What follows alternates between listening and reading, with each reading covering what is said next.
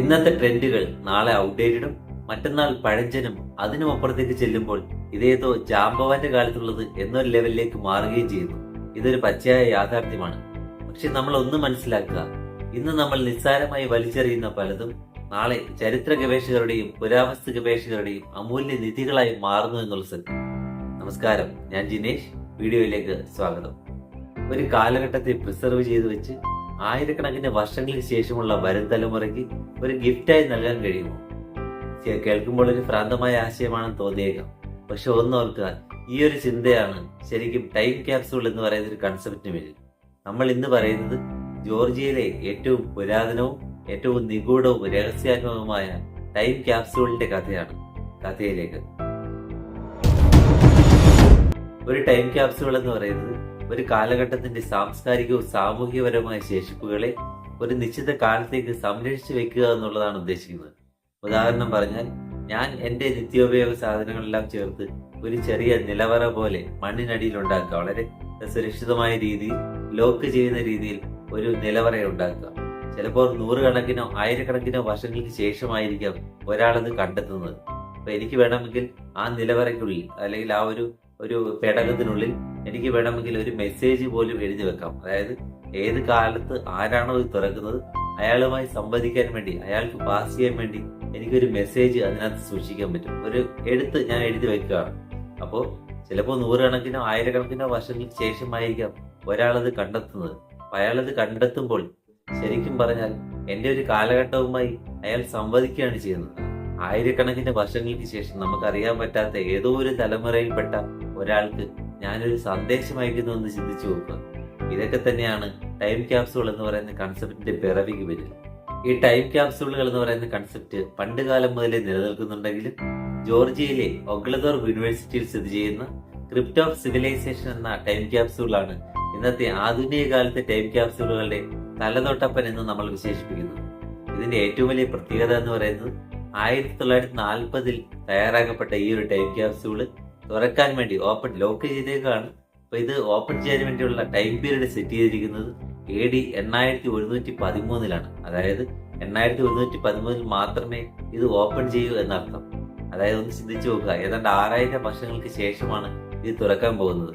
ഒരു 100 വർഷങ്ങൾക്ക് ശേഷമുള്ള അവസ്ഥ എന്തായിരിക്കുമെന്ന് നമുക്ക് ഊഹിക്കാവുന്നേ ഉള്ളൂ. അപ്പൊ 6000 വർഷങ്ങൾക്ക് ശേഷം ഈ ലോകത്തിന് എന്ത് മാറ്റം സംഭവിക്കുമെന്ന് നമുക്ക് ചിന്തിക്കാവുന്നതേ ഉള്ളൂ. അപ്പോൾ ഈ ഒരു ക്രിപ്റ്റ് ഓഫ് സിവിലൈസേഷൻ ഉണ്ടാക്കാൻ പോകുന്ന ഇമ്പാക്ട് എന്തുമാത്രം വലുതായിരിക്കുമെന്ന് ഇതിൽ നമുക്ക് മനസ്സിലാക്കാൻ പറ്റും. ഒഗ്ലതോർപ്പ് യൂണിവേഴ്സിറ്റിയിലെ പ്രസിഡന്റ് ആയിരുന്ന ഡോക്ടർ തോൺവൽ ജേക്കബ്സ് ആണ് ഈ ഒരു ടൈം ക്യാപ്സൂൾ എന്ന് പറയുന്ന ആശയത്തിന് പിന്നിൽ. അദ്ദേഹം വിശ്വസിച്ചിരുന്നത് 20ാം നൂറ്റാണ്ടിനെ വരും തലമുറയ്ക്ക് പരിചയപ്പെടുത്തി കൊടുക്കേണ്ടത് തന്റെ കടമയാണെന്നാണ്, തന്റെ ആർക്കിയോളജിക്കൽ ഡ്യൂട്ടിയാണെന്നാണ്. അതാണ് ഈ ഒരു ടൈം ക്യാപ്സൂളിന്റെ പിറവിക്ക് പിന്നിൽ. അപ്പൊ ഇതിന്റെ ഒരു പ്രത്യേകത എന്താണെന്ന് ചോദിച്ചാൽ, 2000 ക്യൂബിക് ഫീറ്റ് വ്യാപ്തമുള്ള ഒരു വലിയ ചേംബർ, എയർ ടൈറ്റ് ആയിട്ടുള്ള ചേംബർ. ശരിക്കും പറഞ്ഞാൽ ഈ ഒരു ചേംബർ ഒരു സ്വിമ്മിംഗ് പൂള് കൺവേർട്ട് ചെയ്തെടുത്തതാണ്. ഇനി അതിനുള്ളിൽ എന്താണെന്ന് നോക്കാം. സയന്റിഫിക് വർക്കുകൾ, ലിറ്ററേച്ചർ വർക്കുകൾ, അതുപോലെ വീഡിയോ റെക്കോർഡിങ്സ്, ഓഡിയോ റെക്കോർഡിങ്സ്, അതുപോലെ നിത്യോപയോഗ സാധനങ്ങൾ, വാഹനങ്ങളുടെയും മറ്റ് മെഷീനുകളുടെയും ഒക്കെ മിനിയേച്ചർ മോഡലുകൾ, പിന്നെ ആ ഒരു കാലഘട്ടത്തിൽ ഉപയോഗിച്ചിരുന്ന വസ്ത്രങ്ങൾ. അപ്പോൾ ഓൾമോസ്റ്റ് എല്ലാം, അതായത് ആ ഒരു കാലഘട്ടത്തെ റിഫ്ലക്ട് ചെയ്യുന്ന ഓൾമോസ്റ്റ് എല്ലാ കാര്യങ്ങളും ഈ ഒരു ചേമ്പറിനുള്ളിൽ അടക്കം ചെയ്തിരുന്നു എന്ന് പറയുമ്പോൾ അത് കാണുമ്പോൾ നമുക്ക് ആ ഒരു കാലഘട്ടത്തിന്റെ സംസ്കാരവും ജീവിത രീതിയും വസ്ത്രധാരണ രീതിയും ശൈലിയും മൊത്തത്തിലുള്ള ഒരു ഐഡിയ നമുക്ക് കിട്ടുമായിരുന്നു. ശരിക്കും പറഞ്ഞാൽ ആ ഒരു ഇതിൽ അദ്ദേഹം വിജയിച്ചു എന്ന് വേണം കരുതാൻ.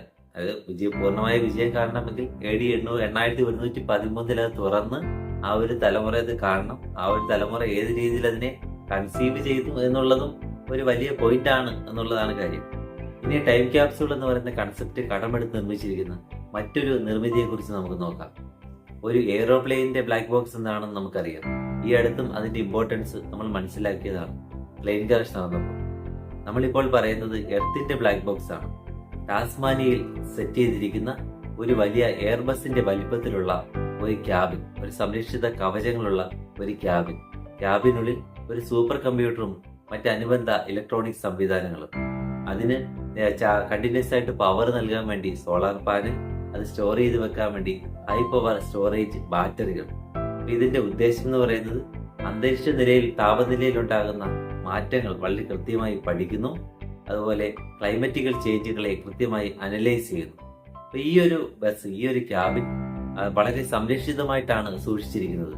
ആയിരക്കണക്കിന് വർഷങ്ങൾക്ക് ശേഷവും ഇത് അതുപോലെ വർക്ക് ചെയ്യും എന്ന് അവർ വിശ്വസിക്കുന്നു. എന്ന് പറയുമ്പോൾ ആ തലമുറയ്ക്ക്, മീൻസ് ആയിരക്കണക്കിന് വർഷങ്ങൾക്ക് ശേഷമുള്ള ഒരു ജനറേഷന് പോലും ഈ ഒരു കാലഘട്ടത്തെ, അല്ലെങ്കിൽ ഈ ഒരു കാലഘട്ടത്തിൽ ഉണ്ടാകുന്ന ഗ്രാജുവലായ ചേഞ്ചസിനെ കറക്റ്റായിട്ട് അനലൈസ് ചെയ്യത്തക്ക രീതിയിലാണ് ഇത് സെറ്റ് ചെയ്തിരിക്കുന്നതെന്ന് അത് നിർമ്മിച്ചിരിക്കുന്നവർ അവകാശപ്പെടുന്നു. അപ്പോൾ ശരിക്കും പറഞ്ഞാൽ എർത്തിന്റെ ബ്ലാക്ക് ബോക്സ് തന്നെയാണ് ഈ ഒരു കാലഘട്ടത്തിന്റെ ബ്ലാക്ക് ബോക്സ്. ഈ മറ്റൊന്നുകൂടിയുണ്ട് കേട്ടോ. ഈ ടൈം ക്യാപ്സൂളിനെ എതിർക്കുന്ന ഒരു വിഭാഗം ആൾക്കാരുണ്ട്. അവരുടെ വാദം എന്ന് പറയുന്നത് നൂറുകണക്കിന്, ആയിരക്കണക്കിന് വർഷങ്ങൾക്ക് ശേഷം നമ്മൾ ഇന്ന് പ്രിസർവ് ചെയ്തിരിക്കുന്ന കാര്യങ്ങൾ കിട്ടുമ്പോൾ അന്നത്തെ തലമുറയെ സംബന്ധിച്ച് അത് വെറും ഉപയോഗശൂന്യമായ വസ്തുക്കളായിരിക്കുമെന്നും അവർ അതിൽ പ്രത്യേകിച്ച് ഒരു കൗതുകം കണ്ടെത്തിയേക്കില്ല എന്നും, അതുപോലെ ഇന്ന് നമ്മൾ സൂക്ഷിക്കുന്ന ഇലക്ട്രോണിക് സാധനങ്ങൾ പലതും നാളെ ഇലക്ട്രോണിക് വേസ്റ്റായി മാറി പരിസ്ഥിതിക്ക് അതൊരു വലിയ ദോഷമായി മാറുമെന്നുമാണ്. പക്ഷെ ഒന്നോർക്കുക, ചരിത്രകാരന്മാരെ സംബന്ധിച്ച് അല്ലെങ്കിൽ ആർക്കിയോളജിസ്റ്റുകളെ സംബന്ധിച്ച് തീർച്ചയായിട്ടും ഇത് അമൂല്യ നിധികളാണെന്നുള്ളത് തർക്കമില്ലാത്തൊരു വസ്തുതയാണ്. ഇനി മറ്റൊരു വീഡിയോയിൽ കാണാം. Thank you.